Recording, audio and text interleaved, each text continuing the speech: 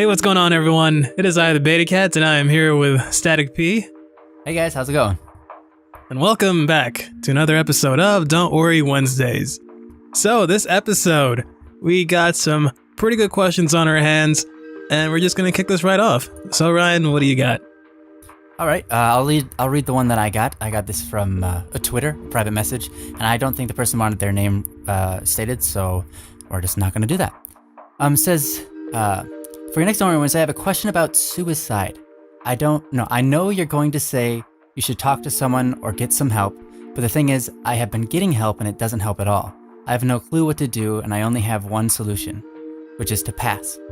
I don't have anything I don't have anything to free my stress with friends because they've all moved away, or you've lost contact with them, and you've been talking to multiple people, but nothing works. You have no hobbies to relieve stress, and you have a lot of things going on that are causing stress. So, Derek, what's your advice on this? So, we appreciate you reaching out to us, and we're going to do our very best to get you out of this. Now, suicide is a very sensitive topic, and I hope many of you who are listening and going through the same thing as our friend here will take what we have to heart. And remember that this advice is not 100% absolute. You do as you feel necessary, but just, step back and think about it for a little bit. So, you do have a lot of things going on right now, and you don't have anything to remove your mind from these thoughts that you have. And also having no hobbies. The thing you want to do is, it does take time. I don't know how long you've been going through this. It could have been suddenly, or maybe you just started noticing it gradually over the past couple months. We have no idea, but if it's been going on for a long time, we want you to know that's going to take a little while before you can become clear. Now, this isn't to discourage you. This is more to give you the strength to move forward. Now, with the words that we give you today, we hope this can be your first stepping stone to really going out. Actually, scratch that. Our words are not your first stepping stones. You reaching out and providing yourself the opportunity to be helped is your first stepping stone. You already passed the first case scenario where you gave yourself the courage and strength to ask this question. And that takes a lot of courage. You may not believe it. You may just think you're just asking a question to a bunch of random people on the internet. But you decided that for yourself. You had the power to do so. Now you need to take that and turn that into something bigger. You got to tell yourself that it's going to be okay.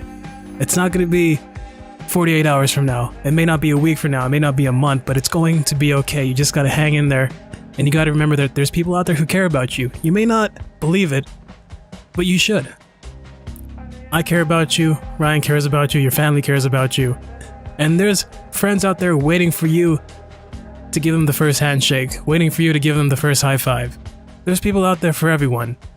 Now, right now, you are saying that you are what seems to be alone, but you're not. We're all here for you, and we're in this together. Now, you have talked to multiple people, which is good. That shows that you're trying to get yourself out of this rut, that you want to move forward, that you want to keep going on in life. Because that solution you have, which is the past, that's not a solution at all. Not to me anyway. The solution here is for you to get better. And in order to do so, you have to believe in yourself. And if you can't do that, then please believe in Ryan and myself to believe in you for you. I want you to take that, transform it into courage and strength, and build your future, because you probably have so many talents that you may not think you have, but you do. You can be this amazing, special individual that's just waiting to blossom, but you're being held back by this dark fear and this dark entity that hovers over you. When really all you need to do is just stand up and tell yourself that I want more than this. I want more than just to be feeling scared and feeling that there's nothing, because we got a whole beautiful world out there waiting for you. And friend, it's really great. So in order to get yourself out of this, the best idea is to take it one step at a time. There is something deep inside your heart that you're interested in. There's no way that you can say you don't have a hobby. There's things that everyone's into and they don't know it's a hobby until they continue doing it. You may be already doing it right now. You're probably really into drawing. You're probably really into arts and crafts. You may just see it as something that you pass time with that really will not amount to anything. But that is your talent. That is your special something. Use that as a motivator. Transform your depression or these thoughts into that. Make it into something positive. Make it into something that you want them to be, not to reflect the bad sides of you. And if so be it, then let them reflect the bad sides of you. And look at them, really look at them, and sort of take them apart piece by piece. Say that, I don't want this piece of flour here, because that represents my guilt. Or, I don't want this piece of fencing around my home because it represents trapping myself within. Transform the dark thoughts that are inside of you and create them into something that you can then mold into what you want them to be. Now, you're not necessarily creating a fake object. You're removing the bad bits that are within inside yourself to really represent the true special individual that you are. And like I said, it does take time. And all I can really say is just don't give up. You got a long way ahead of you, but I know you'll make it. And that's all I got. Thank you, Jake. That was very good, and I agree with all of that. A lot of suicide is basically how you think about yourself and your life.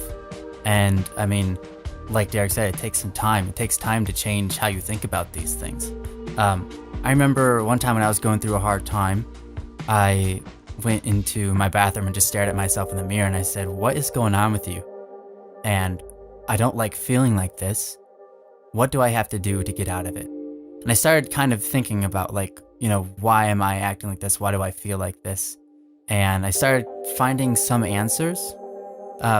Some answers came from other people and some came from myself. But eventually I figured out what was causing it. And then I chose to act on that by doing the opposite. Like, I realized that I was being selfish. And that was part of what I didn't like, and that's part of why I was feeling upset with myself. And so I was like, okay, I need to do things that are not selfish. I need to start doing things for other people that are selfless. Doing things for other people without seeking reward. That sort of thing. Or I also found that, I was being negative.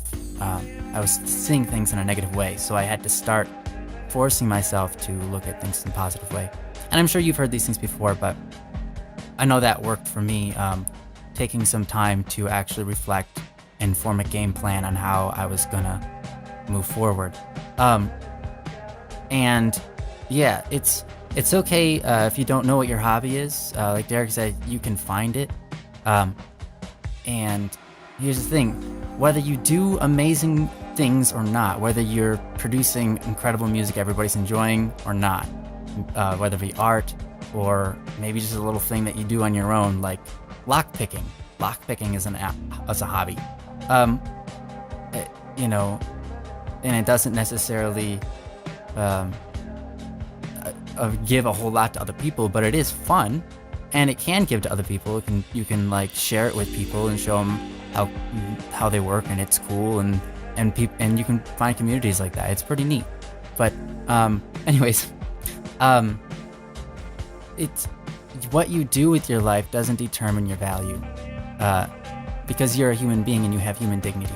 You're a human, and that's what makes you valuable.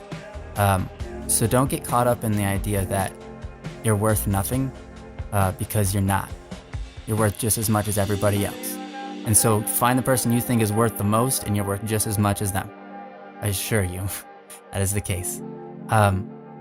So yeah, that's pretty much all I really had to add to Derek's, because Derek said a lot of very great things. Just keep on going, keep on trying like you are, because I'm sure you are trying. I know you're trying by the comments and the message you left us. So keep on going, buddy, and look at how you've been trying and lift yourself up by that, because you haven't given up yet, and that's awesome, and that's commendable. And it's not easy. It's easier to give up sometimes than it is to, move on, or keep fighting. And sometimes the hard road is is better than the easy road, right? Most of the time that's the case. So just keep on doing what you're doing, keep on moving forward. And yeah, that's all I got to say about that. Awesome, dude. So we hope we are able to help you there, our friend. And we're going to move on to the next question, which this was also a private message to myself. And they did say that we can use their first name. So this is from Danny, and they said, so something happened recently. That thing being that my uncle had a stroke. He was hospitalized in a coma for a while. He had severe brain damage. The doctors kept him alive for a while, but my family cut him off. At the time of me sending this, he had a stroke not a day ago and was cut off around 4 hours ago. 2 hours ago, I went outside of my room to get some food, and my dad told me he was cut off. Hours earlier, though, I heard my mom in the living room drunk, just yelling to cut it off and end his suffering. When my dad told me he was dead, I felt like smiling. I liked my uncle, I really did. I think I just found the situation a little cheesy, stereotypical, and that's why I felt like smiling. I covered my mouth to try to stop, but I broke a smirk when my dad put his hand on my shoulder. I didn't feel happy because he died, no way. What I'm worried about is the fact that I didn't cry, and I don't feel much grief. I felt a pang in my chest and my dad said he was dead. That's it. My uncle took care of me when I was overseas for 5 to 6 months and I feel nothing.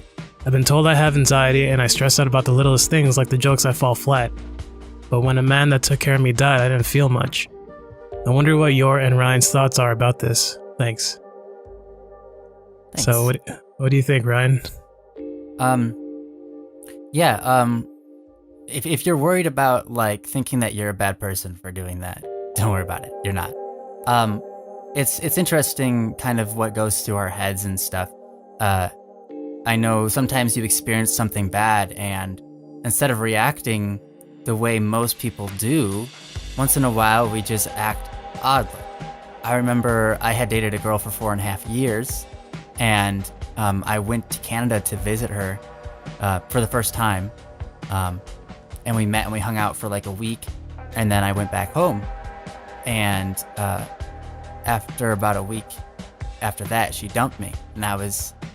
And at that point, like I was really attached to her, but you would think like, oh man, she just dumped you. That would probably be so depressing, you know? And instead, immediately what I did is I just smiled and laughed and I was like, oh, okay, sure, whatever. All right. And then, and it wasn't till, I don't know, a couple of days later that when I told somebody else about it that I actually started to feel upset about it.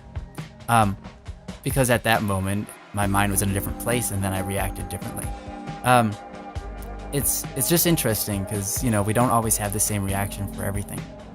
And so it's not a bad thing that you didn't do it. Obviously, you cared about the guy. You cared about your uncle. You wouldn't say that you did if you didn't. Or you wouldn't. Yeah, I said that right. Anyways, so, you know, that does matter, obviously. And that's great. So don't worry about thinking that you're messed up for smirking about it. I can understand you thought it was kind of humorous, that it was kind of, what'd you say, stereotypical or whatever. And you might continue to not feel a whole lot different. You might never get to that point where like you grieve or anything. That's okay. You know, death happens. Suicide is completely different than the situation than what you're talking about just now. Suicide, when people commit suicide, everybody around them that knows them, or even though they say like, you know, it's like, oh, they wouldn't care about me if I committed suicide. Trust me, people care and people grieve. I've seen it. But when people pass through sickness or whatever, you just have a different feel about it most of the time. And it's okay. I mean, death happens. It's part of life, you know. You live life and then you die, you know, which is great in a way. I mean, otherwise it wouldn't be as unique and valuable and that sort of thing. So, so yeah, I wouldn't sweat it. I wouldn't feel. Don't tell yourself that you're a bad person for this, because it's actually rather kind of normal. I met a lot of people who do suffer from when they have their when family members die or whatever. But yeah, I mean, that doesn't make you a bad person. You still cared about them, and so yeah, you're not a bad person or anything. I don't know. I don't know exactly what you're seeking, but those are my thoughts about this. I'll pass that on to Derek. So I've actually been through a similar situation myself with my grandparents. We've lived with them for a very long time when we came out to LA. And they took care of me as well when my parents would go out and things like that. So I was pretty close. A lot of years close, actually. And I was much closer to my grandfather because we play guitar, music. I like music, you know. And I remember I was this was in high school, by the way. So like 2006, something like that. And I was going to it wasn't a job. It was like this thing you did for school so you get credits and you get work experience. So I was about to go and I came out to the living room and Mom was crying. And I was like, hey, what's going on? Now I should have mentioned too that my grandparents no longer live with us, that last year I believe they went back because they're getting really sick. So I believe they knew that their time was coming, something like that. I'm half Filipino, by the way, so I want to say that plays a big role, especially in the older generation of Filipinos because, you know, spiritual stuff and whatever. And yeah, my mom was crying. It's like, oh, your grandpa died. And it hit hard, like really hard. Because like I said, we're really close, lived with them for a long time. So I grieved a little bit for that. But not a few months later did my grandma follow. And the reason was because, you know, it just pained her so much losing her husband that the doctors believe like it was just like more like an emotional thing, and it was just too much. And I didn't grieve as much. It was more like a oh wow kind of thing. And like that was it. Like I thought about it, of course. And a lot of people that I did tell were like, oh, you didn't like feel anything? I was like, no, I did feel things, but I didn't react in that way. More or less because maybe I was expecting it, or maybe it was because I don't know. Like how you're saying yourself, like you kind of found the situation a little stereotypical and cheesy. For myself, I never really understood why I reacted the way I did, where like it felt or probably portrayed that I didn't care as much when of course I did.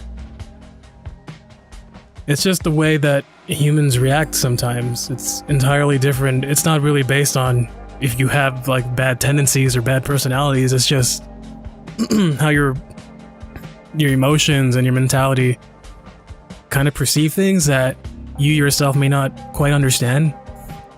Because at the time, it was just like, oh, like as I said, like, oh wow. And then next couple of days I thought about it a little bit, and yeah, as heartless as that sounds, and I do take ownership for feeling that way, I never really did understand why. And I stopped questioning myself because it can't be something that you dwell on. Because if you do, you're pretty much throwing yourself into this constant what if I'm a bad person, or what if I'm cynical, or what if. And you shouldn't, because things just happen that way. You know, as Ryan said, it's not because you're a bad person. You just react differently. Ryan has his own experience and I have mine. You had yours. There's nothing wrong about it. You were close with this individual as we were with ours, and I'm pretty sure many people who are watching this have probably gone through the same, and they may have a reason or may not have a reason. And that's okay. So, again, as Ryan explained, we're not sure if you're really seeking something. I think what Danny was just curious about is what we thought about it. Now, we just want you to know that whatever people think about the situation, you shouldn't carry that with like 100% truth, as in, don't put our reasoning to be your reasoning. Your reasoning is yours alone, whatever it may be. You may not know what it is right now, or you may come to a revelation a few days from now and be like, oh, that's why I act that way.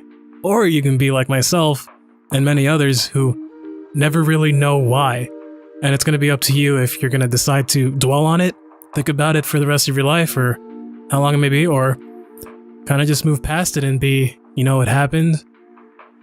And that's how it is.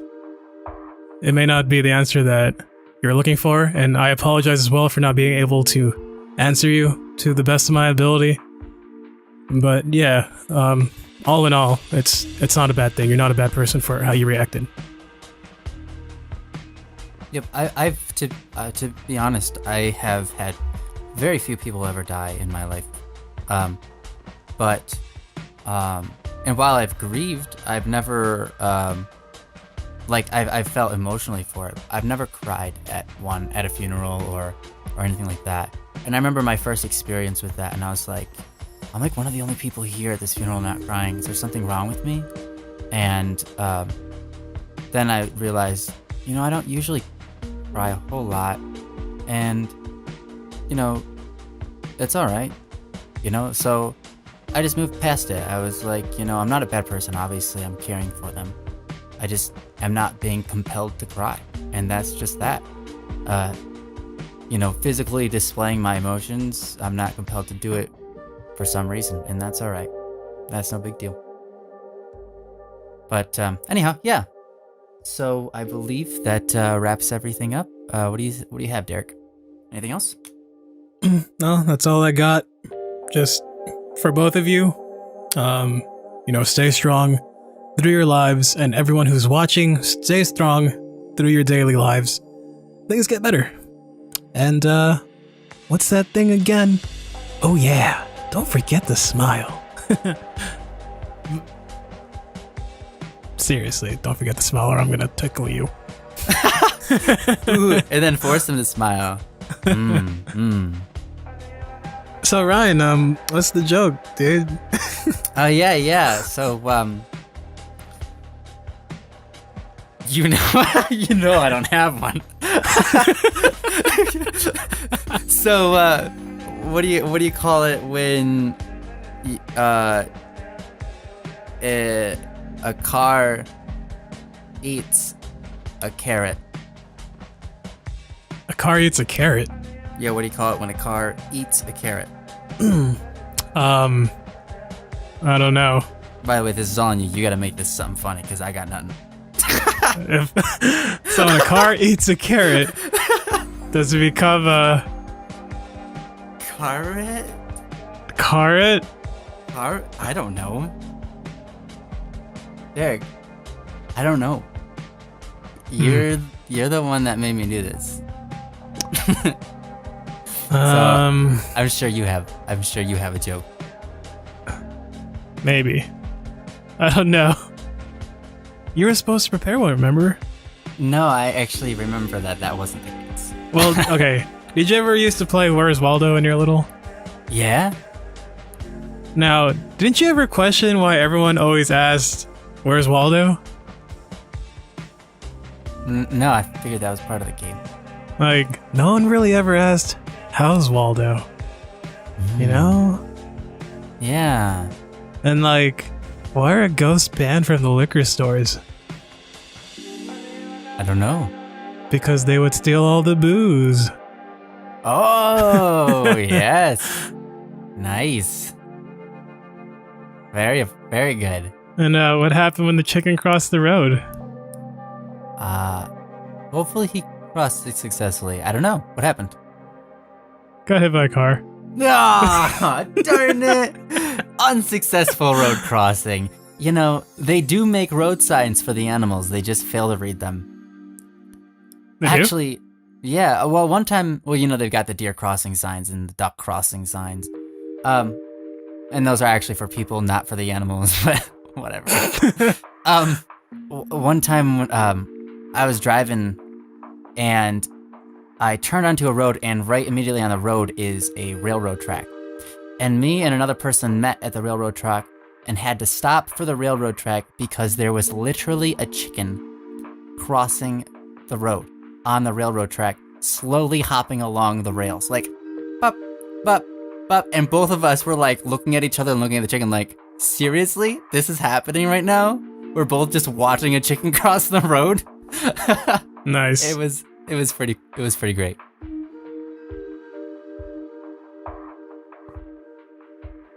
I like you. Thank you. I like you. Can you hear that? No. Can you hear the ship sailing?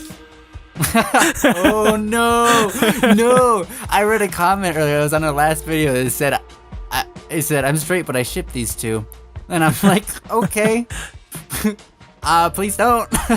But okay. If you do it first class. Yeah, please, because I'd rather be shipped first class than last class. Second class, second class. They've got better food in first class, you know. Better Yeah, seating. they got jelly where they're toast. If you get the other class, you only get the jelly. What? Wait, okay, hold up. So the first class gets jelly with their toast, and the second class only gets the jelly. Yep. But if the first class gets jelly with their toast, and the second class doesn't get toast, then they don't even get the jelly. No, they still get the jelly, just to remind them they- that you should have went to first class. Yeah, You it's like, peasant. okay, here's your jelly. Hold out your hand. We're just gonna smear it on your hand. Enjoy. Gross. Lick it off. And they're like, dude, what? I can just actually see like down like a pilot, like when you're on the airport, and you have the stewardess just coming down the aisles handing out the food, and they're just like carrying a butter knife with some jelly, a jar of jelly, and everyone's just sticking their hand out and getting jelly in their hand. Ew, and then they're just like slurping it. And they're just like, God. dude, no. And then with the other hand, they put the peanut butter in it. It sounds like so foreign. It sounds like it's from like an alien concept, like it'd be in a cartoon alien movie. Ethiopia? But anyhow, what? What? What? What? But? What? What? Anyway. So, Ryan, you want to close out this amazing show? Yeah, I could do that. Thank you guys. Thank you all for and also thank you all for joining us and sticking around. And we hope that we've come to help you guys. Also, if you have a suggestion or comment or an issue or something you want to talk about, please leave a comment about it in the video or send us a direct message via Twitter or YouTube, and we will talk on it. If you like someone else's comment, press the thumbs up button, because then it's more likely that we'll read it. Yeah. So that's it. Have an awesome life, everybody, and see you next time. Bye-bye.